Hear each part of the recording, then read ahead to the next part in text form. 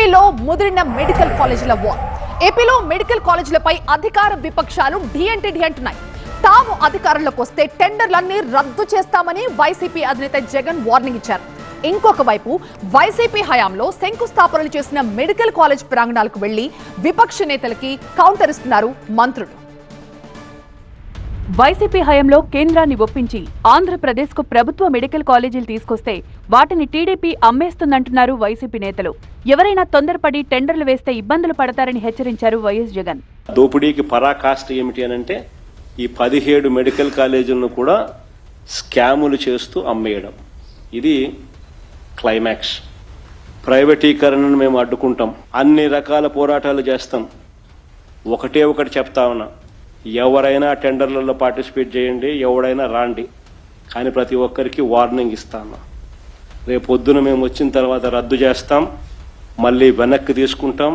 ఇది మాత్రం ఖచ్చితంగా అందరూ గుర్తుపెట్టుకోమని చెప్తాం. చంద్రబాబు ప్రభుత్వానికి ప్రైవేట్ వ్యక్తులంటేనే ఇష్టమని, అందుకే 17 మెడికల్ కాలేజీలను ప్రైవేటీకరిస్తున్నారని ఆరోపించారు వైసీపీ నేత గుడివాడ అమర్నాథ్. పూర్తి కావడానికి సిద్ధంగా ఉన్నటువంటి 10 మెడికల్ కాలేజీలు ఏవైతే ఉన్నాయో వాటన్నిటిని కూడా పీపీపీ పద్ధతిలో ప్రైవేట్ వారికి అప్పచెప్పాలనేటువంటి నిర్ణయం ఈ మధ్యకాలంలో రాష్ట్ర ప్రభుత్వం తీసుకుంది. దానికి సంబంధించినటువంటి జీవోను కూడా నిన్న కాక మొన్న విడుదల చేసినటువంటి సందర్భాన్ని కూడా మీరు అందరూ కూడా చూశారు.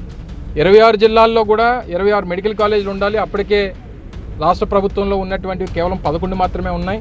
అంటే 750 మెడికల్ సీట్స్ని ముఖ్యంగా పేదవాడికి అందుబాటులో తీసుకొచ్చేటువంటి కార్యక్రమం ఆ రోజు మా ప్రభుత్వం చేసింది. ముఖ్యమంత్రిగా పనిచేసినప్పుడు ఎందుకు రాలేదు మీకు ఈ ఆలోచన? ఎందుకు ఒక ప్రభుత్వ మెడికల్ కాలేజ్ స్థాపించాలనేటువంటి ఆలోచన ఎందుకు రాలేదు?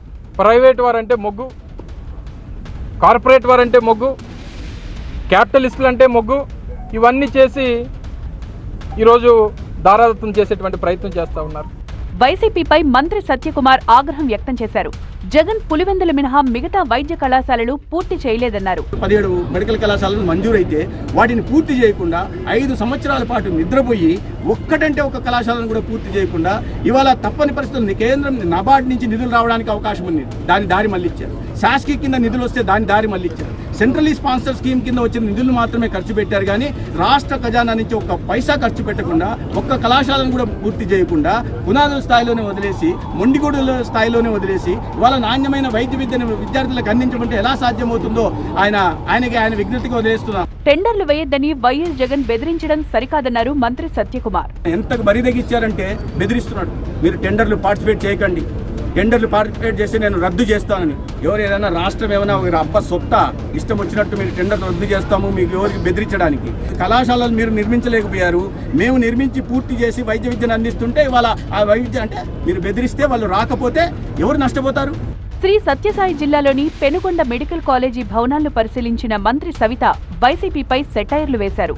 ఆహో ఓహో స్టీలు ఇదేనేమో చూడండి, మరి ఆహో ఓహో బిల్డింగ్లు ఇవేనేమో చూడండి, మరి మెడికల్ కాలేజు, మెడికల్ హాస్టల్ ఎంత బ్రహ్మాండంగా రెడీ అయిందో. మరి జగన్మోహన్ రెడ్డి గారు కూడా ఒకసారి విజిట్ చేసి జగన్మోహన్ రెడ్డి గారి ట్రీట్మెంట్ ఇక్కడే ఇప్పిస్తాం. జగన్మోహన్ రెడ్డి గారికి వారి కుటుంబ సభ్యులకి మరి ఈ 17 మెడికల్ కాలేజీల్లో ఇప్పించడానికి మేము సిద్ధంగా ఉన్నాం. వైసీపీ వాళ్లకు పీపీపీ అంటే అర్థం తెలియదని లోకేష్ కౌంటర్ ఇస్తే, మెడికల్ కాలేజీల నిర్మాణం అంటే ఏంటన్న విషయం జగన్ కు తెలియదంటూ సెటైర్లు వేశారు చంద్రబాబు.